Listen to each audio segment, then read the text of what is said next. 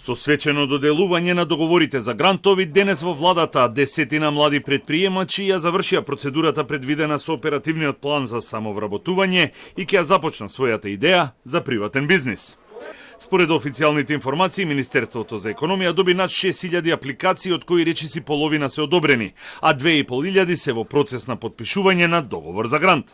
Ако ги погледнеме бројките, во 2025 година за оваа мерка беа планирани 25 милиони евра, два пати повеќе споредено со 2024 година. А во 2026 година младите до 29 години дополнително ќе бидат поддржани за отварање сопствен бизнис. Од оценетите 2681 бизнис план, најголем број се на апликанти кои се под 29 години, а од вкупно 6000 апликации речиси 3300 се од лица под 29 години. За 2500 апликанти кои ќе ги потпишат договорите следува дводневна обука за влез во предприемништвото. Годинава сумата за апликантите се разликува, па за лица до 29 години е до максимални 10.000 евра, додека за лица над 29 години е максимални 7.000 евра. И за прв пат постои можноста за здружување.